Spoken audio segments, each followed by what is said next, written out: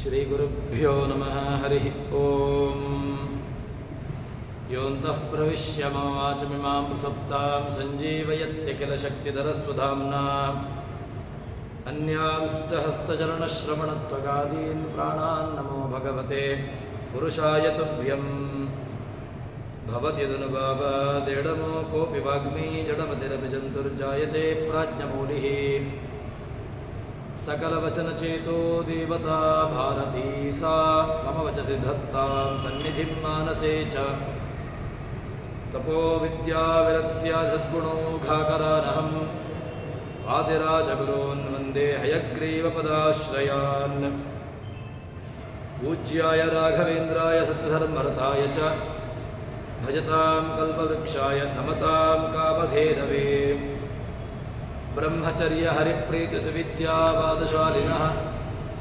इष्टदान् कष्टहर्तॄन्नः विद्यामान्यात्मनीं नमः श्रीगुरुभ्यो नमः।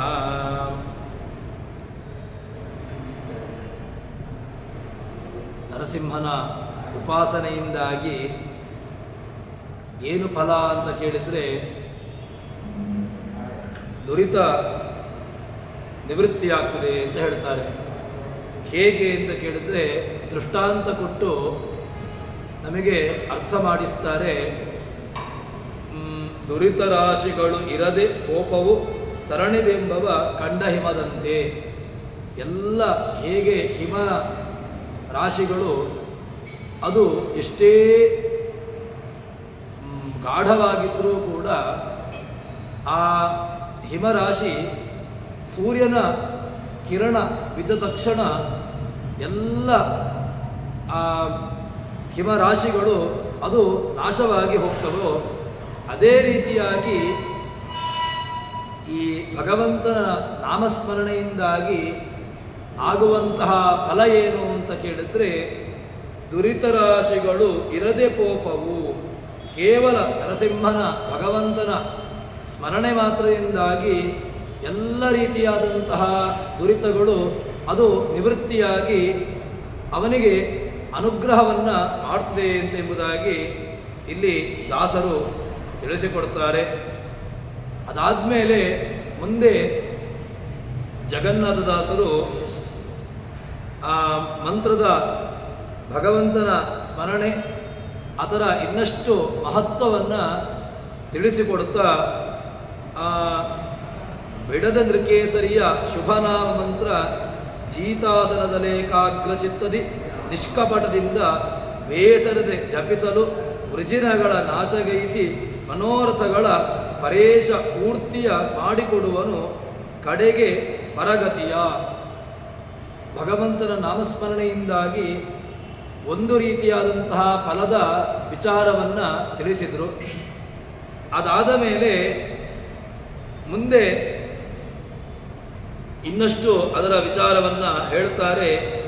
ಏನು ಅಂತ ಕೇಳಿದರೆ ನಾವು ದೇವರನ್ನು ಭಗವಂತನನ್ನು ಸ್ಮರಣೆ ಮಾಡುವಾಗ ಅಥವಾ ಇನ್ನಿತರ ಭಗವತ್ ಕಾರ್ಯವನ್ನು ಮಾಡುವಾಗ ಏನಿರಬೇಕು ಅಂತ ಕೇಳಿದ್ರೆ ಮುಖ್ಯವಾಗಿ ಬೇಕಾಗಿರತಕ್ಕಂತಹದ್ದು ಆಸನ ಶುದ್ಧಿ.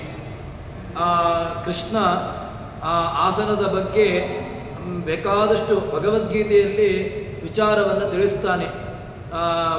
ಯಾವುದು ನಮಗೆ ಭಗವಂತನನ್ನು ಸ್ಮರಣೆ ಮಾಡಲಿಕ್ಕೆ ಭಗವಂತನನ್ನು ಜಪಿಸಲಿಕ್ಕೆ ಯಾವುದು ಅನುಕೂಲಕರವಾಗಿರ್ತದೆಯೋ ಆ ರೀತಿಯಾಗಿರತಕ್ಕಂತಹ ಆಸನವನ್ನು ಮಾಡಿಕೊಂಡು ಅವನು ಭಗವಂತನ ನಾಮಸ್ಮರಣೆಯೋ ಅಥವಾ ಭಗವತ್ ಪೂಜೆಯೋ ಇತ್ಯಾದಿಗಳನ್ನು ಮಾಡಬೇಕು ಅಂತ. ಅದಾದಮೇಲೆ ಆಚಾರ್ಯ ಮಧ್ವರು ಕೂಡ ಯಾವುದು ಪ್ರಮುಖವಾಗಿರತಕ್ಕಂತಹದ್ದು ಅಂತ ಕೇಳಿದರೆ ಯಾವುದು ನಮಗೆ ಸ್ವಸ್ತಿಕಾದ್ಯಾನಿಚಾಸನಂ ಅಂತ ಹೇಳಿಕೊಂಡು ಆಸನದ ವಿಚಾರವನ್ನು ತಂತ್ರಸಾರದಲ್ಲಿಯೂ ಕೂಡ ಅದನ್ನು ತಿಳಿಸಿಕೊಡ್ತಾರೆ. ಆಸನ ಎಂಬುದು ಅದು ಸ್ವಸ್ತಿಕಾಸನ ಅಥವಾ ವೀರಾಸನ ಪದ್ಮಾಸನ ಹೀಗೆ ಯಾವುದು ನಮಗೆ ಅನುಕೂಲಕರವಾಗಿ ಭಗವಂತನನ್ನು ಏಕಾಗ್ರಚಿತ್ತದಿಂದಾಗಿ ಭಗವಂತನನ್ನು ಸ್ಮರಣೆ ಮಾಡಬಹುದು, ಭಗವಂತನ ಬಗ್ಗೆ ಚೆನ್ನಾಗಿ ಅವನನ್ನು ನಾವು ಮನನ ಮಾಡಲಿಕ್ಕೆ ಅಥವಾ ಧ್ಯಾನ ಮಾಡಲಿಕ್ಕೆ ಯಾವುದು ನಮಗೆ ಅನುಕೂಲಕರವಾಗಿರ್ತದೆಯೋ ಆ ರೀತಿಯಾದಂತಹ ಆಸನಗಳನ್ನು ನಾವು ಆಸನದಲ್ಲಿದ್ದುಕೊಂಡು ತಾನು ದೇವರ ಸ್ಮರಣೆ ಇತ್ಯಾದಿಗಳನ್ನು ಮಾಡಬೇಕು ಅಂತ ಇಲ್ಲಿ ಅದನ್ನೇ ಮುಖ್ಯವಾಗಿ ಹೇಳ್ತಾರೆ. ಶುಭ ನಾಮ ಮಂತ್ರ ಜಿತಾಸನದಲ್ಲೇ ಏಕಾಗ್ರ ಚಿತ್ತದ ನಿಷ್ಕಪಟದಿಂದ ದೇವರನ್ನ ಇದು ಎಲ್ಲದಕ್ಕೂ ಕೂಡ ನಾವು ಅನ್ವಯ ಮಾಡಿಕೊಳ್ಳಬೇಕಾದಂತಹದ್ದು ಯಾವುದು ಅಂತ ಕೇಳಿದ್ರೆ, ಒಂದು ಆಸನದ ಶುದ್ಧಿ, ಅದಾದ ಮೇಲೆ ಏಕಾಗ್ರ ಚಿತ್ತದ ನಿಷ್ಕಪಟದಿಂದ ಅಂತ. ಏಕಾಗ್ರತೆ ಎಂಬುದು ಅತೀ ಅವಶ್ಯಕ ಅಂತ ಹೇಳ್ತಾರೆ. ಯಾಕೆ ಅಂತಂದರೆ ಮನಸ್ಸನ್ನು ಯಾವುದೇ ರೀತಿಯಾಗಿ ಎಷ್ಟು ನಾವು ದೇವರಲ್ಲಿ ಪೂರ್ಣವಾಗಿ ಅದನ್ನು ಇರಿಸಿಕೊಂಡು ತದನಂತರ ನಾವು ಮುಂದುವರಿಸತಕ್ಕಂತಹದ್ದು. ಅದಕ್ಕೋಸ್ಕರ ಮುಖ್ಯವಾಗಿ ಏಕಾಗ್ರ ಚಿತ್ತವನ್ನು ಅದನ್ನು ಎಲ್ಲಿಗೆ ಎಲ್ಲಿಡಬೇಕು ಅಂತ ಕೇಳಿದ್ರೆ ಭಗವಂತನಲ್ಲಿ. ಹೇಗೆ ನಮಗೆ ಏಕಾದಶಿ ಎಂಬುದು 5 ಮತ್ತು 5 ಪಂಚ ಜ್ಞಾನೇಂದ್ರಿಯಗಳು, ಪಂಚ ಕರ್ಮೇಂದ್ರಿಯಗಳು, ಅದೇ ರೀತಿಯಾಗಿ ಮನಸ್ಸು, ಈ 11 ಇಂದ್ರಿಯಗಳನ್ನು ಭಗವಂತನಲ್ಲಿ ಇಡ್ಲಿಕ್ಕೆ ಒಂದು ಇರತಕ್ಕಂತಹ ದಿನ ಏಕಾದಶಿ ಅಂತ ಹೇಳಿದ್ರೆ, ಈ 11 ಇಂದ್ರಿಯಗಳು ಕೂಡ ಇನ್ನಿತರೆಯಾದಂತಹ ಯಾವುದೇ ರೀತಿಯಾಗಿ ವಿಷಯ ಪದಾರ್ಥಗಳಿಂದ ಅದನ್ನು ವಿಮುಖೀಕರಿಸಿ ಅದಾದ ಮೇಲೆ ಅದನ್ನು ಎಲ್ಲಿರಬೇಕು ಅಂತ ಕೇಳಿದರೆ, ಅದನ್ನು ಇರಬೇಕಾದಂತಹ ಸ್ಥಾನ ಯಾರು ಅಂತ ಕೇಳಿದರೆ ಅದು ಭಗವಂತ. ಅದಕ್ಕೋಸ್ಕರ ಆ ಭಗವಂತನಲ್ಲಿ ಇರಿಸಿ ಏಕಾಗ್ರ ಚಿತ್ತದಿ ಶುಭನಾಮ ಮಂತ್ರ. ಭಗವಂತನ ಎಲ್ಲ ನಾಮಗಳು ಕೂಡ ಶುಭವೇ. ಅದರಲ್ಲಿ ಈ ನಾಮ ಶುಭ ಅಥವಾ ಇನ್ನಿತರ ಯಾವುದೋ ನಾಮ ಅಶುಭ, ಈ ರೀತಿಯಾಗಿ ಯಾವುದನ್ನು ಕೂಡ ನಾವು ವಿಭಾಗ ಮಾಡಲಿಕ್ಕಿಲ್ವೇ ಇಲ್ಲ. ಭಗವಂತನ ಎಲ್ಲ ನಾಮಗಳು ಕೂಡ ಶುಭವೇ.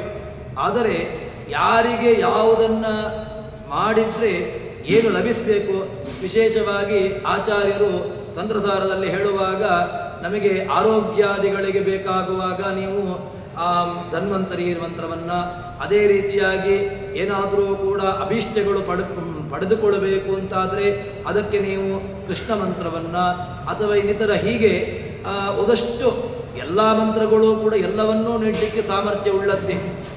ಭಗವಂತನ ಯಾವ ರೂಪಗಳಾಗಲಿ ಯಾವ ಮಂತ್ರಗಳಾಗಲಿ ಅದರಲ್ಲಿ ಒಂದು ರೂಪದಿಂದಾಗಿ ನಮಗೆ ಮುಕ್ತಿಯನ್ನು ನೀಡುತ್ತದೆ ಅಥವಾ ಇನ್ನಿತರ ರೂಪಗಳು ಮುಕ್ತಿಯನ್ನು ನೀಡುವುದಿಲ್ಲ.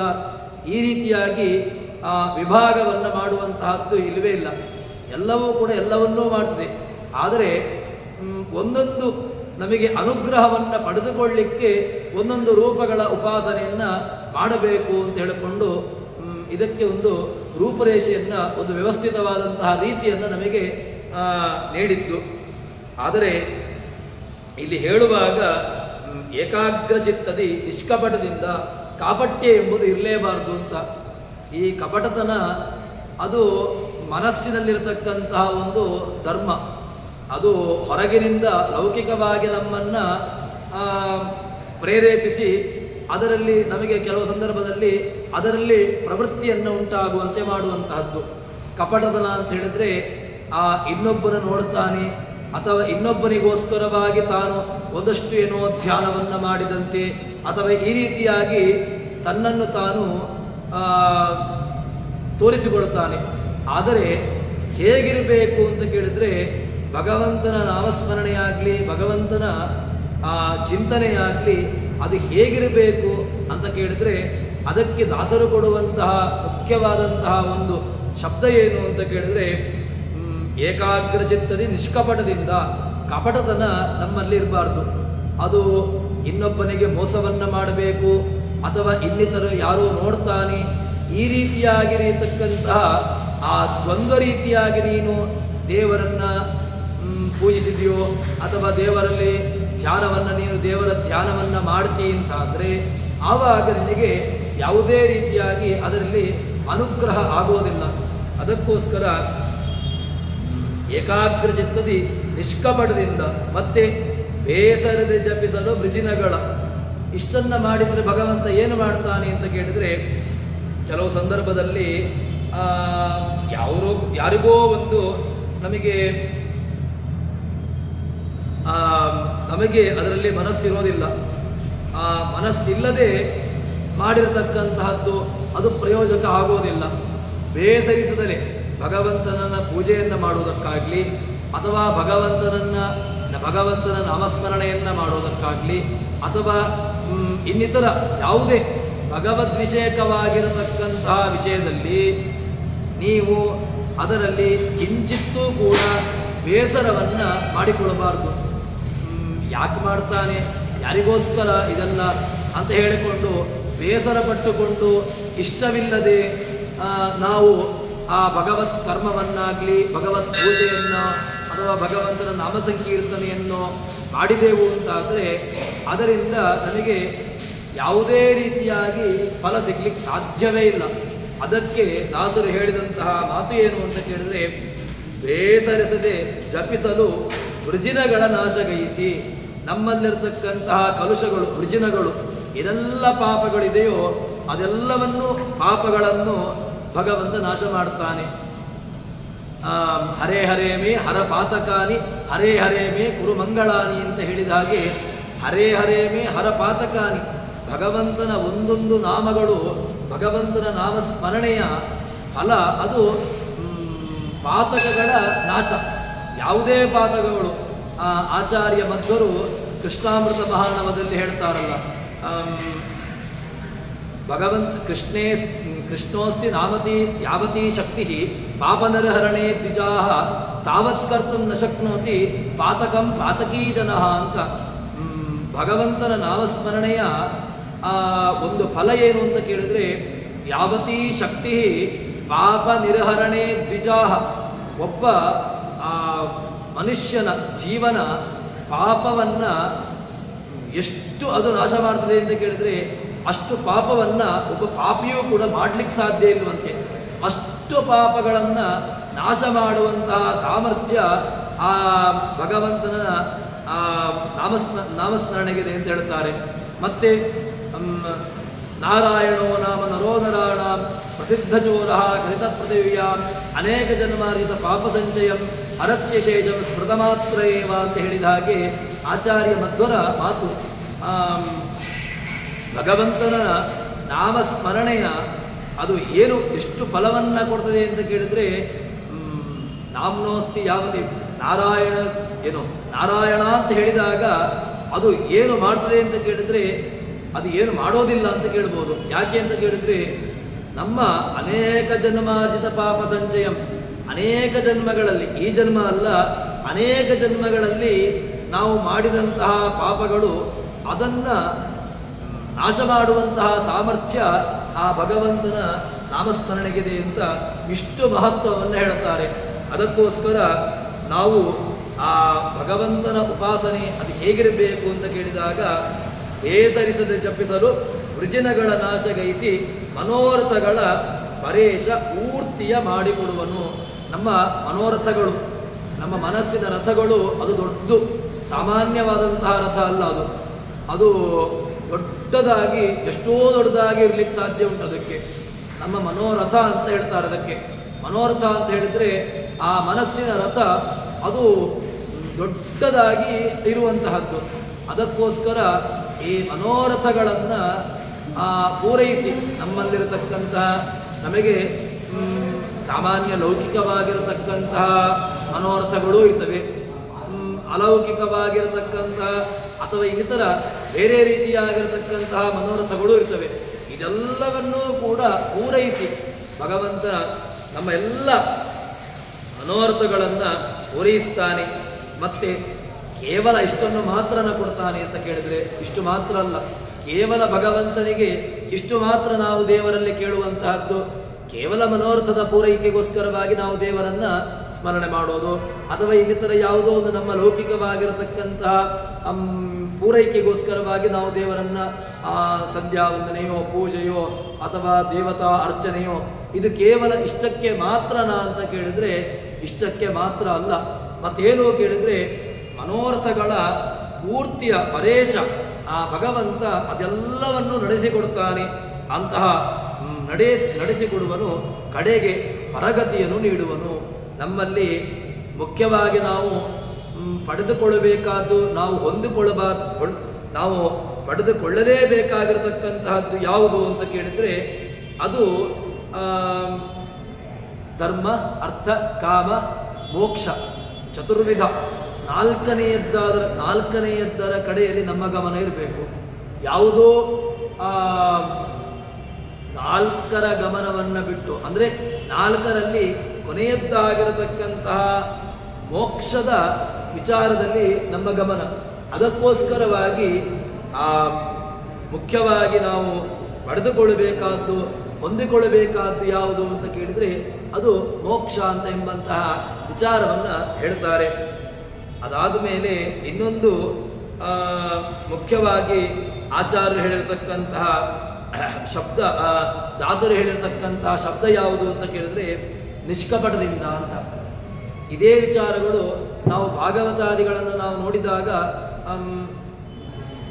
ಅಲ್ಲಿಯೂ ಕೂಡ ನಿರ್ಮತ್ಸರಾಣಾಂ ಸತಾಂ ಪ್ರೋಚಿತ ಕೈತವತ್ರ ನಿರ್ವೋ ನಿರ್ಮತ್ಸರಾಣಾಂ ಸತಾಂ ಅಂತ ಹೇಳಿಕೊಂಡು ನಮ್ಮಲ್ಲಿ ಯಾವುದು ಮುಖ್ಯವಾಗಿರಬೇಕಾದ್ದು, ಯಾವುದು ಅತೀ ಅವಶ್ಯಕವಾಗಿ ಇರಬೇಕಾದ್ದು ಅಂತ ಕೇಳಿದಾಗ ನಿರ್ಮತ್ಸರಾಣಾಂ ಸತಾಂ.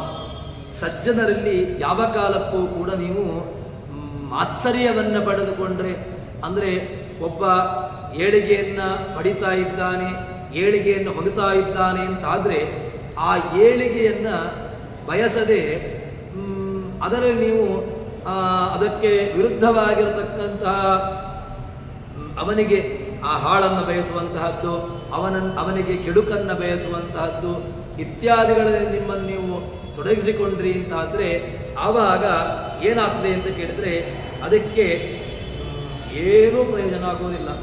ಮತ್ತೇನು ಬೇಕು ಅಂತ ಕೇಳಿದಾಗ ನಿಷ್ಕಪಟದಿಂದ ಬೇಸರಿಸದೆ ಜಪಿಸಲು. ಈ ನಿಷ್ಕಪಟತನ ಇರಬೇಕು, ಕಪಟತನ ಇರಬಾರ್ದು. ಮತ್ತು ಎಲ್ಲ ಆ ಭಗವಂತನ ನಾಮಗಳು ಅದು ಶುಭನಾಮ ಎಂಬಂತಹ ದೃಢವಾದಂತಹ ಜ್ಞಾನ. ಕೇವಲ ಯಾವುದೋ ಒಂದು ನಾಮಧೇಯ ಅದು ಶುಭ, ಇನ್ನು ಯಾವುದೋ ನಾಮಧೇಯಗಳು, ಭಗವಂತನಲ್ಲಿ ಅದು ಎಲ್ಲ ನಾಮಗಳು ಕೂಡ ಎಲ್ಲವೂ ಶುಭವೇ. ಎಲ್ಲ ನಾಮಗಳಿಗೂ ಕೂಡ ಭಗವಂತನ ಆ ರೂಪಗಳಲ್ಲಿ ಯಾವ ರೀತಿಯಾಗಿ ನಾವು ಭೇದವನ್ನು ನಾವು ಕಲ್ಪನೆ ಮಾಡೋದಿಲ್ವೋ, ಭಗವಂತನ ರೂಪಗಳಾಗಲಿ, ಭಗವಂತನ ಕ್ರಿಯೆಗಳಾಗಲಿ, ಭಗವಂತನ ಅವಯವಗಳಾಗಲಿ ಯಾವುದೇ ರೀತಿಯಾಗಿ ನಾವು ಇದರಲ್ಲಿ ಕಿಂಚಿತ್ತೂ ಕೂಡ ಇದರಲ್ಲಿ ನಾವು ಭೇದದ ಸಂಖ್ಯೆಯನ್ನು ಮಾಡುವುದಿಲ್ಲ. ಅದೇ ರೀತಿಯಾಗಿ ಭಗವಂತನ ನಾಮಗಳು ಕೂಡ ಒಂದೊಂದು ನಾಮಗಳು ಕೂಡ ಅದು ಎಲ್ಲ ನಾಮಗಳು ಶುಭನಾಮ. ನಮ್ಮ ಎಲ್ಲ ದುರಿತವನ್ನು ಒಂದೊಂದನ್ನು ಮಾತ್ರ ಉಪಾಸನೆ ಮಾಡಬೇಕು ಅಂತಾದರೆ ಒಂದೊಂದು ರೀತಿಯಾಗಿರತಕ್ಕಂತಹ ರೂಪವನ್ನು ನಮಗೆ ಹೇಳ್ತಾರೆ. ಹೇಗೆ ಅಂತ ಕೇಳಿದರೆ ಲೌಕಿಕವಾಗಿರತಕ್ಕಂತಹ ದೃಷ್ಟಿಯನ್ನು ನಾವು ನೋಡೋದು ಅಂತಾದರೆ ವೈದ್ಯರು ಎಲ್ಲರೂ ವೈದ್ಯರೇ. ವೈದ್ಯರು ಬಾಯಿಗೆ ಸಂಬಂಧಪಟ್ಟಂತಹ ವೈದ್ಯರಿದ್ದಾರೆ, ಕಿವಿಗೆ ಸಂಬಂಧಪಟ್ಟಂತಹ ವೈದ್ಯರಿದ್ದಾರೆ, ಇನ್ನು ಕೇವಲ ಮೂಳೆಗೆ ಸಂಬಂಧಪಟ್ಟಂತಹ ವೈದ್ಯರು ಎಲ್ಲ ಆಯಾಯ ವೈದ್ಯರು ಪ್ರತ್ಯೇಕವಾಗಿರ್ತಾರೆ.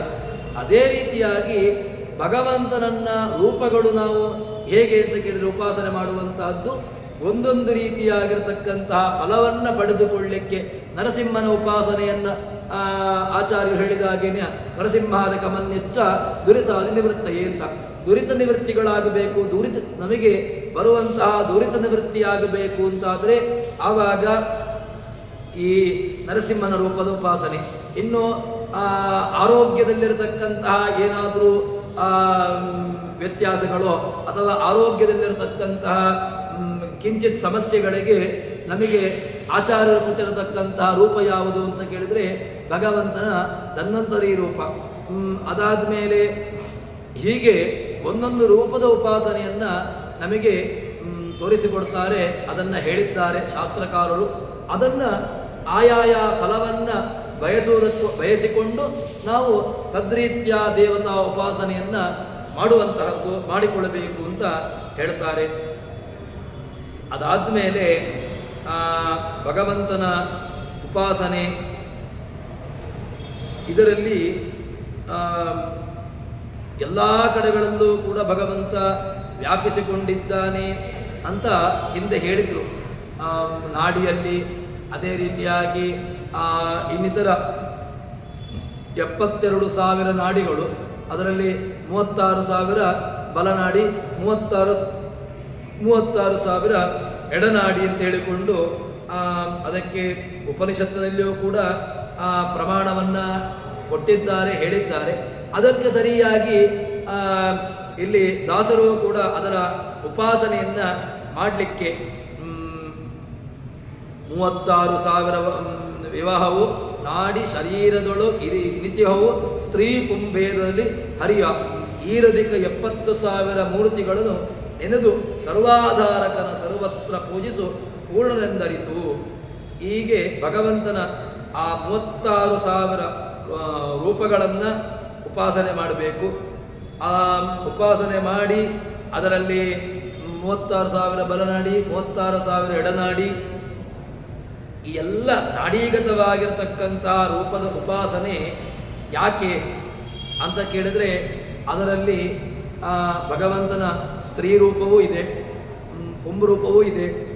ಈ ಎರಡೂ ರೂಪಗಳನ್ನು ಕೂಡ ಭಗವಂತ ಹೊಂದುತ್ತಾನೆ, ಅಥವಾ ಇರುವವನು. ಆ ಎಲ್ಲ ರೂಪಗಳನ್ನು ಭಗವಂತ ಮೋಹಿನಿ ಅವತಾರವನ್ನು ಅದೇ ರೀತಿಯಾಗಿ ಬೇಕಾಗಿರತಕ್ಕಂತಹ ರೂಪದಲ್ಲಿ ತಾನು ಇರತಕ್ಕಂಥವನು. ಅದೇ ರೀತಿಯಾಗಿ ಭಗವಂತನಿಗೆ ಈ ಸ್ತ್ರೀ ಪುಂಶರೀರ, ಅದೇ ರೀತಿಯಾಗಿ ಸ್ತ್ರೀ ಶರೀರ, ಈ ಎರಡೂ ರೂಪಗಳನ್ನು ಕೂಡ ಹೇಳಲಿಕ್ಕೆ ಬರ್ತದೆ. ಮತ್ತು ಎಲ್ಲ ರೂಪಗಳು ಕೂಡ ನಾಡಿಯಲ್ಲಾಗಲಿ ಅಥವಾ ಇನ್ನಿತರ ಎಲ್ಲ ವ್ಯಾಪ್ತವಾದಂತಹ ರೂಪವನ್ನು ಉಪಾಸನೆ ಮಾಡುವಾಗ ಹೇಗೆ ಉಪಾಸನೆ ಮಾಡಬೇಕು ಅಂತ ಕೇಳಿದಾಗ, ಮೂರ್ತಿಗಳನ್ನು ನೆನೆದು ಸರ್ವಾಧಾರಕ ಭಗವಂತ ಸರ್ವಾಧಾರಕತ್ವವನ್ನು ಭಗವಂತನಿಗೆ ಹೇಳ್ತಾರೆ. ಯಾವುದೋ ಒಂದು ಭಗವಂತ ಒಂದನ್ನು ಧಾರಣೆ ಮಾಡಿದವನಲ್ಲ, ಈ ಜಗತ್ತನ್ನು 14 ಲೋಕಗಳನ್ನು, ಏನು ಭೂರಾದಿ ಲೋಕಗಳು, ಅದೇ ರೀತಿಯಾಗಿ ಪಾತಾಳಾದಿ ಏನೆಲ್ಲ 14 ಲೋಕಗಳಿಗೂ ಕೂಡ ಭಗವಂತ ಸರ್ವಾಧಾರಕ. ಇಂತಹ ಆ ಸರ್ವಾಧಾರಕನಾಗಿರತಕ್ಕಂತಹ ಭಗವಂತ ಏನು ಮಾಡ್ತಾನೆ ಅಂತ ಕೇಳಿದಾಗ, ಎಲ್ಲವನ್ನೂ ಕೂಡ ಧಾರಣೆ ಮಾಡಿ ಅವರನ್ನು ಧಾರಣೆ ಮಾಡ್ತಾನೆ, ಪೋಷಣೆ ಮಾಡ್ತಾನೆ. ಜನ್ಮಾದ್ಯಸ್ಯೇತಃ ಅಂತ ಹೇಳಿದಾಗೆ ಎಲ್ಲವನ್ನೂ ಕೂಡ ಸೃಷ್ಟಿ ಸ್ಥಿತ್ಯಾದಿಗಳನ್ನು ಮಾಡ್ತಾ ಅವರೆಲ್ಲರನ್ನೂ ಕೂಡ ತಾನು ಪೋಷಣೆ ಮಾಡ್ತಾ ಅವರವರಿಗೆ ಯೋಗ್ಯವಾದಂತಹ ಅನುಗ್ರಹವನ್ನು ಮಾಡ್ತಾ ಇರ್ತಾನೆ. ಅವನನ್ನು ನೆನೆದು ಪೂಜಿಸು ಪೂರ್ಣನೆಂದರಿತು. ಭಗವಂತನನ್ನು ಯಾವ ರೀತಿಯಾಗಿ ಅರಿತುಕೊಳ್ಳಬೇಕು ಅಂತ ಕೇಳಿದರೆ, ಪೂರ್ಣಮದಃ ಪೂರ್ಣಮಿದಂ ಪೂರ್ಣಾತ್ ಪೂರ್ಣಮುದಚ್ಯತೆ. ಅವನು ಪೂರ್ಣ. ಭಗವಂತನಲ್ಲಿ ಯಾವ ಕಾಲಕ್ಕೂ ಕೂಡ ಅಪೂರ್ಣತೆ ಎಂಬುದನ್ನು ನಾವು ಕಲ್ಪನೆ ಮಾಡಲಿಕ್ಕಿಲ್ಲ. ಅಂತಹ ಪೂರ್ಣನಾಗಿರತಕ್ಕಂಥವನು, ಪೂರ್ಣಾಧಾರಕನಾಗಿರ್ತಕ್ಕಂಥವನು, ಪೂರ್ಣನಾಗಿರ್ತಕ್ಕಂಥವನು. ಇಂತಹ ಭಗವಂತನನ್ನು ನಾವು ಉಪಾಸನೆ ಮಾಡಬೇಕು. ಭಗವಂತನನ್ನು ಪೂರ್ಣ ಅಂತ ಉಪಾಸನೆ ಮಾಡಿದರೆ ನಮ್ಮಲ್ಲಿ ಕಿಂಚಿತ್ತಾದರೂ ಕೂಡ ಪೂರ್ಣತೆಯನ್ನು ತಂದುಕೊಡ್ತಾನೆ. ನಮ್ಮಲ್ಲಿ ನಾವು ಯಾವ ಕಾಲಕ್ಕೂ ಕೂಡ ಪೂರ್ಣರಾಗಲಿಕ್ಕೆ ಸಾಧ್ಯವೇ ಇಲ್ಲ. ಆದರೆ ಭಗವಂತನ ಪೂರ್ಣತೆಯನ್ನು ಉಪಾಸನೆ ಮಾಡಿದಾಗ, ಭಗವಂತ ಪೂರ್ಣ ಎಂಬ ಉಪಾಸನೆಯನ್ನು ಮಾಡಿದಾಗ ಏನಾಗ್ತದೆ ಅಂತ ಕೇಳಿದರೆ, ನಮಗೂ ಕೂಡ ಕಿಂಚಿತ್ ಪೂರ್ಣತ್ವವನ್ನು ಭಗವಂತ ನಮ್ಮ ಯೋಗ್ಯತಾನುಸಾರವಾಗಿ ನಮಗೆ ಪೂರ್ಣತೆಯನ್ನು ಕೊಡ್ತಾನೆ ಅಂತ ಹೇಳ್ತಾರೆ. ಆದ್ದರಿಂದ ಆ ಭಗವಂತನ ಆ 12 ಸಹಸ್ರಾಣಿ ರೂಪಾಣ್ಯೇವಂ ರಮಾಪತೆ ಶತಾಬ್ದಾನಾಂ ಅಹೋರಾತ್ರ ದೈವತಾ ನಿತ್ತಮಾನಿಚ ಅಂತ ಹೇಳಿಕೊಂಡು ಐತರೇಯದ ಪ್ರಮಾಣ, ಅದೇ ರೀತಿಯಾಗಿ ಇನ್ನಿತರ ಉಪನಿಷತ್ತುಗಳು ಎಲ್ಲವನ್ನೂ ಕೂಡ ನಮಗೆ ತೋರಿಸಿಕೊಡ್ತಾರೆ. ಇನ್ನು ಅದಾದ ಮೇಲೆ ಭಗವಂತ ಪೂರ್ಣ ಅಂತ ಹೇಳಿದಾಗ, ಪೂರ್ಣ ಪೂರಯಿತ ಪುಣ್ಯ ಪುಣ್ಯಕೀರ್ತಿರ ನಾಮಯ ಅಂತ ಭಗವಂತನ ಪೂರ್ಣತೆಯ, ಅವನು ಪೂರ್ಣ ಅಂತೆಂಬುದಕ್ಕೆ ಸಹಸ್ರನಾಮದ ಪೂರ್ಣ ಪೂರಯಿತ ಪುಣ್ಯ, ಭಗವಂತ ಪೂರ್ಣ. ಮತ್ತು ನಮಗೆ ಆಯಾಯ ಯಾರಿಗೆ ಏನನ್ನು ಕೊಡಬೇಕು.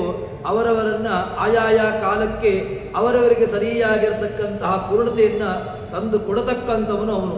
ಆದ್ದರಿಂದ ಭಗವಂತ ಪೂರ್ಣ ಅಂತ ಅನಿಸಿಕೊಳ್ಳುತ್ತಾನೆ. ಹೀಗೆ ಆ ಪೂರ್ಣನಾಗಿರತಕ್ಕಂತಹ ಭಗವಂತನನ್ನು ಉಪಾಸನೆ ಮಾಡಬೇಕು. ಎಲ್ಲಿ ಪೂರ್ಣ ಅಂತ ಹೇಳಿದ್ರೆ ದೇಶತಃ ಪೂರ್ಣ, ಕಾಲತಃ ಪೂರ್ಣ, ಅದೇ ರೀತಿಯಾಗಿ ಗುಣತಃ. ಈ ಪೂರ್ಣತೆ ಯಾರಲ್ಲೂ ಕೂಡ ಹೇಳಲಿಕ್ಕೆ ಬರೋದೇ ಇಲ್ಲ. ದೇಶತಃ ಪೂರ್ಣತೆ, ಕಾಲತಃ ಪೂರ್ಣತೆ, ಅದೇ ರೀತಿಯಾಗಿ ದೇಶ ಕಾಲ ಗುಣತಃ ಪೂರ್ಣತೆ. ಲಕ್ಷ್ಮೀದೇವಿಯೂ ಕೂಡ ಭಗವಂತನಷ್ಟು ಪೂರ್ಣತೆ ಉಳ್ಳವಳಲ್ಲ. ಅವಳಲ್ಲಿಯೂ ಕೂಡ ಎಷ್ಟು ಪೂರ್ಣ ಅಂತ ಕೇಳಿದ್ರೆ ಕಿಂಚಿತ್ ಪೂರ್ಣತೆ ಮಾತ್ರ. ಭಗವಂತನಿಗಿಂತ ನ್ಯೂನವಾಗಿರತಕ್ಕಂತಹ ಪೂರ್ಣತೆ ಉಳ್ಳವಳು ಲಕ್ಷ್ಮೀದೇವಿ.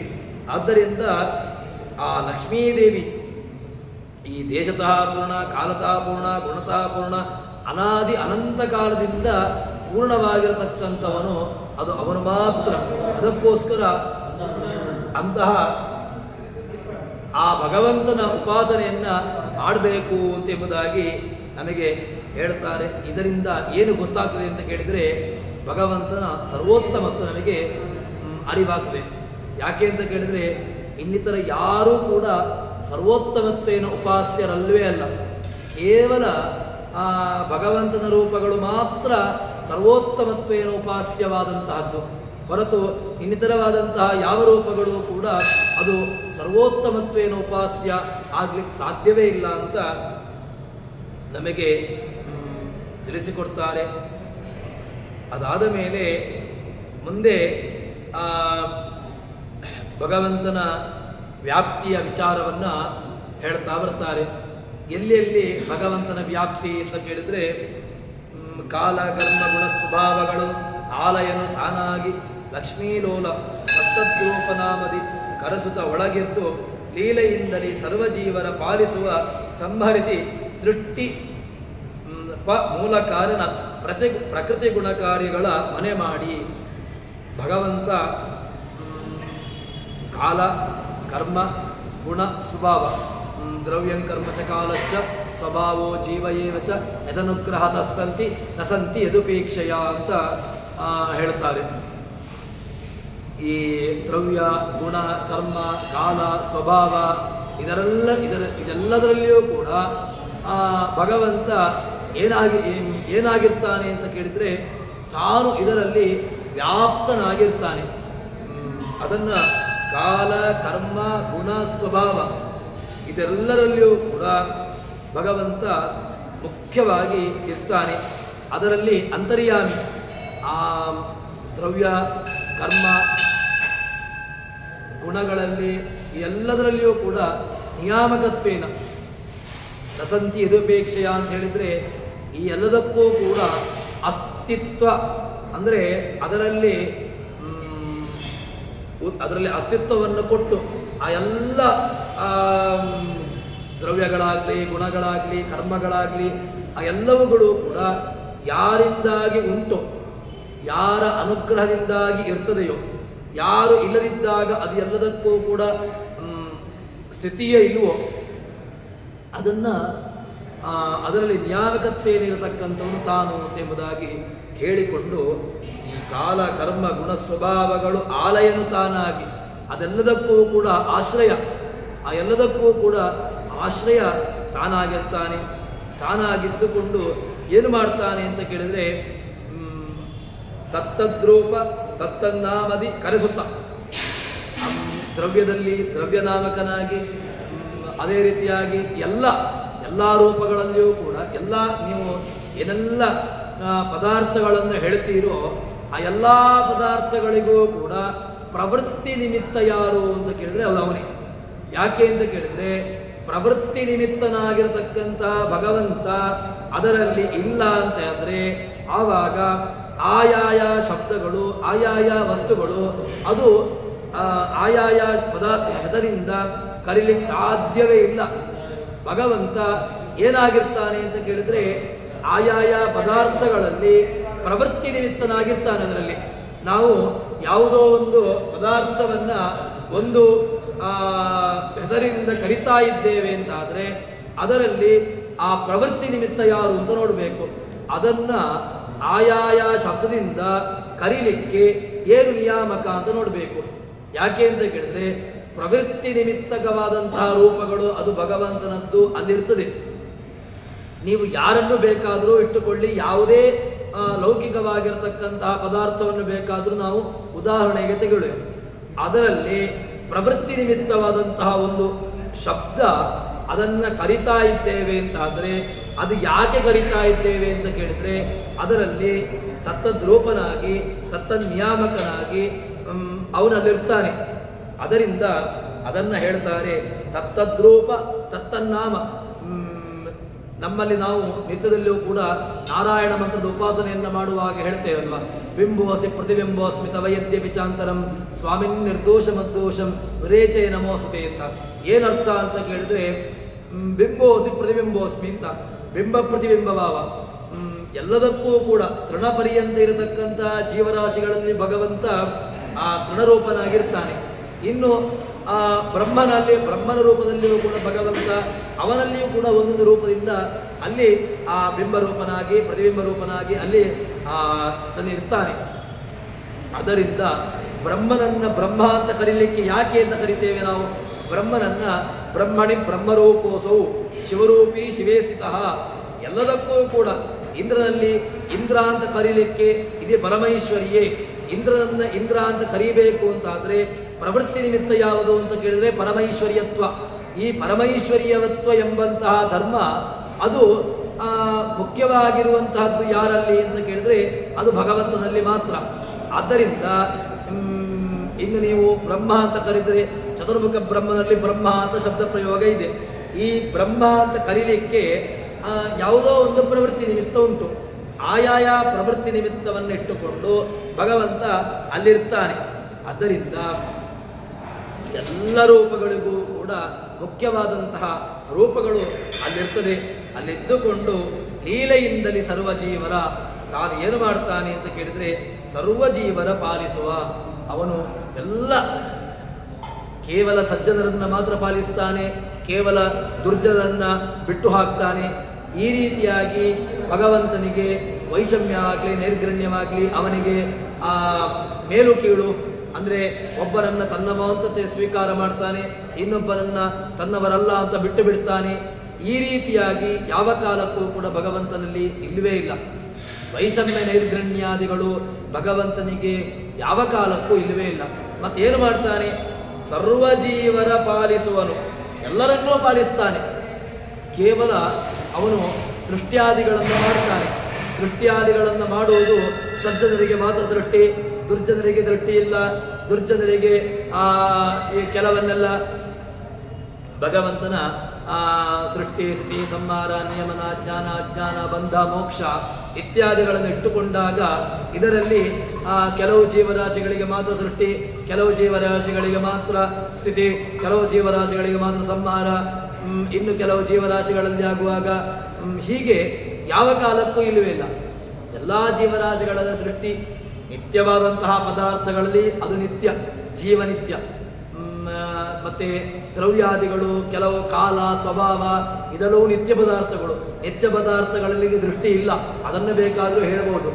ಆದರೆ ಭಗವಂತ ಸೃಷ್ಟಿ ಮಾಡುವಾಗ ಈ ಜೀವರಾಶಿಗಳಿಗೆ ಮಾತ್ರ ಈ ಸೃಷ್ಟಿ, ಜಗತ್ತನ್ನು ಸೃಷ್ಟಿ ಮಾಡಿದ. ಜಗತ್ತನ್ನು ಸೃಷ್ಟಿ ಮಾಡಿ ಕೇವಲ ಸಜ್ಜನರು ಮಾತ್ರ ಇದನ್ನು ಉಪಯೋಗಿಸಿಕೊಳ್ಳಿ, ದುರ್ಜನರಿಗೆ ಉಪಯೋಗಿಸಿಕೊಳ್ಳಿಕ್ಕಿಲ್ಲ. ಈ ರೀತಿಯಾಗಿರತಕ್ಕಂಥ ಯಾವ ನಿಯಮವೂ ಇಲ್ಲ. ಅವರವರ ಯೋಗ್ಯತಾನುಸಾರವಾಗಿ ಅವರವರು ಅದನ್ನು ಉಪಯೋಗಿಸಿಕೊಳ್ಳುತ್ತಾರೆ, ಅವರವರ ಯೋಗ್ಯತಾನುಸಾರವಾಗಿ ಅವರವರ ಗತಿಯನ್ನು ಪಡ್ಕೊಳ್ತಾರೆ. ಆದ್ದರಿಂದ ಯಾವುದೇ ಶಾಸ್ತ್ರಕಾರರು ಪುರಾಣಕಾರರು ಪುರಾಣವನ್ನು ಕೊಟ್ಟಿದ್ದಾರೆ. ಪುರಾಣವನ್ನು ಕೊಟ್ಟಿರತಕ್ಕಂತಹದ್ದು ಅದನ್ನ ಅಧ್ಯಯನ ಮಾಡುವಂತಹ ಜೀವರಾಶಿಗಳು ಅಧ್ಯಯನ ಮಾಡ್ತಾರೆ. ಅಧ್ಯಯನ ಮಾಡಲಿಕ್ಕಿಲ್ಲ. ಸಾತ್ವಿಕವಾಗಿರತಕ್ಕಂತಹ ಪುರಾಣಗಳಿದೆ, ರಾಜಸ ಪುರಾಣಗಳು ಇದೆ, ತಾಮಸ ಪುರಾಣಗಳು ಇದೆ. ಅದೇ ರೀತಿಯಾಗಿ ಬೇಕಾದಷ್ಟು ಸಾತ್ವಿಕವಾಗಿರತಕ್ಕಂತಹ ಎಲ್ಲ ವಿಚಾರಗಳು ಇದೆ. ಯಾರಿಗೆ ಯಾರಲ್ಲಿ ಯಾವುದನ್ನ ಬೇಕೋ ಅದರಲ್ಲಿ ಅವನು ಹೋಗ್ತಾನೆ. ಆದ್ದರಿಂದ ಈ ವ್ಯವಸ್ಥೆಗಳು ಭಗವಂತ ಏನು ಮಾಡ್ತಾನೆ ಅಂತ ಕೇಳಿದ್ರೆ ಲೀಲೆಯಿಂದಲೇ ಸರ್ವಜೀವನ ಪಾಲಿಸುವ ಸಂಹರತೆ ಸೃಷ್ಟಿ. ಅವನು ಸಂಹಾರವನ್ನೂ ಮಾಡ್ತಾನೆ, ಸೃಷ್ಟ್ಯಾದಿಗಳನ್ನೂ ಮಾಡ್ತಾನೆ, ಎಲ್ಲವನ್ನೂ ಮಾಡ್ತಾನೆ. ಮಾಡಿ ಏನು ಮಾಡ್ತಾನೆ ಅಂತ ಕೇಳಿದ್ರೆ, ತಾನು ಎಲ್ಲಿರ್ತಾನೆ ಅಂತ ಕೇಳಿದ್ರೆ, ತನಗೆ ಇಲ್ಲ ಭಗವಂತನಿಗೆ ಇದನ್ನ ಮಾಡಿದ್ರಿಂದಾಗಿ ಏನೋ ಒಂದು ಉಪಕಾರ ಉಂಟು. ಹೇಗೆ ಅಂತ ಕೇಳಿದ್ರೆ, ಈಗ ನಮ್ಮಲ್ಲಿ ಲೌಕಿಕವಾಗಿರ್ತಕ್ಕಂತಹ ದೃಷ್ಟಾವಂತನ ತೆಗೊಳ್ಳುವುದು ಅಂತ ಆದರೆ, ನಾನು ಮನೆ ಕಟ್ತೇನೆ, ನಾನು ಮದುವೆ ಆಗ್ತೇನೆ, ನಾನು ಇನ್ನಿತರ ಯಾವುದೋ ನನ್ನ ವ್ಯವಸ್ಥೆಗಳಿದೆ. ಯಾಕೆ ಅಂತ ಕೇಳಿದ್ರೆ, ನನ್ನ ಅನುಕೂಲಕ್ಕೋಸ್ಕರವಾಗಿ. ನಾನು ಮನೆ ಕಟ್ಟಿದ್ದು ಯಾಕೆ ಅಂತ ಕೇಳಿದ್ರೆ ನನ್ನ ಅನುಕೂಲಕ್ಕೋಸ್ಕರ, ನಾನು ಮದುವೆ ಆದದ್ದು ಯಾಕೆ ಅಂತ ಕೇಳಿದ್ರೆ ನನ್ನ ಅನುಕೂಲಕ್ಕೋಸ್ಕರ, ಅಥವಾ ಹೀಗೆ ಅದೊಂದು ಯಾವುದೋ ಒಂದು ಸ್ವಾರ್ಥಭರಿತವಾದಂತಹ ವಿಚಾರ. ಭಗವಂತನಿಗೆ ಹೀಗೇನಾದರೂ ಉಂಟಾ? ಭಗವಂತ ಜಗತ್ತನ್ನು ಸೃಷ್ಟಿ ಮಾಡಿದ್ದು ಯಾಕೆ ಅಂತ ಕೇಳಿದ್ರೆ ಅವನಿಗೆ ಯಾವುದರದ್ದೋ ಕೊರತೆ ಇತ್ತು. ಭಗವಂತ ಸೃಷ್ಟಿ ಮಾಡುವ ಮೊದಲು ಅವನಿಗೆ ಯಾವುದೋ ಒಂದು ಕೊರತೆ ಇತ್ತು, ಅವನಿಗೆ ಒಂದು ಇರಲಿಲ್ಲ. ಅಂದರೆ ಸೃಷ್ಟಿ ಮಾಡುವ ಮೊದಲು ಒಂದು ಯಾವುದರದ್ದು ಅಭಾವ ಇತ್ತು, ಸೃಷ್ಟಿ ಮಾಡಿದ ಮೇಲೆ ಆ ಅಭಾವ ಹೋಯ್ತು ಅಂತ. ಹೀಗೇನಾದರೂ ಉಂಟಾ ಅಂತ ಕೇಳಿದ್ರೆ ಇದನ್ನ ನೀವು ಕಲ್ಪನೆ ಮಾಡಲಿಕ್ಕೂ ಇಲ್ಲವೇ ಇಲ್ಲ. ಯಾಕೆ ಅಂತ ಕೇಳಿದ್ರೆ ನಮಗಾದರೂ ಕೂಡ ಆ ವ್ಯವಸ್ಥೆಗಳು ಕೂಡ್ತದೆ. ನನಗೆ ಮನೆ ಮಾಡುವ ಮೊದಲು ನನಗೆ ಮನೆ ಎಂಬುದು ಇರಲಿಲ್ಲ, ಮನೆಯ ಅಭಾವ ಇತ್ತು, ಆದ್ದರಿಂದ ನಾನು ಮನೆಯನ್ನ ಮಾಡಿದೆ. ಮದುವೆ ಆಗುವ ಮೊದಲು ನನಗೆ ಹೆಂಡತಿ ಇರಲಿಲ್ಲ, ಆದ್ದರಿಂದ ನಾನು ಮದುವೆ ಆದೆ, ಹೆಂಡತಿ ಎಂಬುದು ಬಂತು. ಇದು ನಮ್ಮಲ್ಲಿ ಬರ್ತದೆ. ಯಾವುದೋ ಒಂದು ನಮ್ಮ ವ್ಯವಸ್ಥೆಗೋಸ್ಕರವಾಗಿ ಇದನ್ನ ಹೇಳ್ಬೋದು. ಆದರೆ ಭಗವಂತನಿಗಾಗುವಾಗ ಈ ಸ್ವಾರ್ಥವನ್ನಾಗ್ಲಿ ಅಥವಾ ಇನ್ನಿತರ ಯಾವುದೋ ಒಂದು ವ್ಯವಸ್ಥೆಯನ್ನಾಗ್ಲಿ ಇದನ್ನ ನಾವು ಕಲ್ಪನೆ ಮಾಡಲಿಕ್ಕೂ ಸಾಧ್ಯ ಇಲ್ಲ. ಯಾಕೆ ಅಂತ ಕೇಳಿದ್ರೆ ಭಗವಂತ ಇದನ್ನ ಮಾಡ್ತಾನೆ ಅಂತ ಹೇಳಿದ್ರೆ ಲೀಲೆಯಿಂದಲೇ. ಭಗವಂತ ಲೋಕವತ್ತು ಲೀಲಾ ಕೈವಲ್ಯಂ ಎಂಬ ಸೂತ್ರ ನಮಗೆ ತಿಳಿಸಿಕೊಡ್ತದೆ. ಹೇಗೆ ಅಂತ ಕೇಳಿದ್ರೆ ಆಚಾರ್ಯರ ಮಾತನ್ನು ನಾವು ನೋಡಬಹುದು. ಏನು ಅಂತ ಕೇಳಿದ್ರೆ ಯಥಾಲೋಕೆ ಮತ್ತಸ್ಯ ಸುಖೋದ್ರೇಕಾದೇವ ನೃತ್ತಗಾನಾದಿನ ಲೀಲಾ ಅಥವಾ ಪ್ರಯೋಜನಾಪೇಕ್ಷೆಯ ಏವಮೇವ ಈಶ್ವರಸ್ಯ. ದೇವರಿಗೂ ಕೂಡ ಏನೋ ಒಂದು ಅವನಿಗೆ ನಾವು ಮತ್ತರು ಇರ್ತಾರೆ, ಉನ್ಮತ್ತರು ಅಂತ ಇಟ್ಟುಕೊಳ್ಳುವ, ಪೂರ್ತಿ ಮದ್ಯಪಾನವನ್ನು ಅಥವಾ ಇನ್ನಿತರ ಏನೋ ಒಂದು ಸುಖೋದ್ರೇಕ, ಆನಂದದ ಅತಿಶಯ, ಆನಂದ ಎಂಬುದು ಅತಿಯಾಗಿ ಒಂದು ಹಂತದಲ್ಲಿ ಉಂಟು. ಅಂಥವನಿಗೆ ಅವನು ನೃತ್ಯವನ್ನ ಮಾಡ್ತಾನೆ, ಹಾಡ್ತಾನೆ, ಇದೆಲ್ಲವನ್ನೂ ಮಾಡ್ತಾನೆ. ಅದೇನಾದರೂ ಪ್ರಯೋಜನ ಉಂಟಾ ಅಂತ ಕೇಳಿದ್ರೆ ಪ್ರಯೋಜನ ಇದ್ದುಕೊಂಡು ಮಾಡುವುದಲ್ಲ. ಭಗವಂತ ಹೀಗೇನಾ ಅಂತ ಕೇಳಿದ್ರೆ ಭಗವಂತ ಹೀಗಲ್ಲ. ಮತ್ತೆ ನೃತ್ಯಾದಿಕಂ ಹರೇರ್ನೈವ ಪ್ರಯೋಜನಮಪೇಕ್ಷತು ಕುರುತೆ ಕೇವಲಾನಂದ ಯಥಾ ಮರ್ತಸ್ಯ ನರ್ತನಂ. ಇಲ್ಲಿ ಉನ್ಮತ್ತ ಆನಂದ ಅತಿಶಯವಾಗಿ ಒಬ್ಬ ಒಂದು ಯಾವುದೋ ಒಂದು ಅದ್ಭುತವಾದಂತಹ ವಿಚಾರವನ್ನ ಕೇಳ್ತಾನೆ, ಅದ್ಭುತವಾದಂತಹ ವಿಚಾರವನ್ನ ನೋಡ್ತಾನೆ. ನೋಡಿದಾಗ ಆನಂದದಿಂದ ನಾಟ್ಯವನ್ನ ಮಾಡ್ತಾನೆ.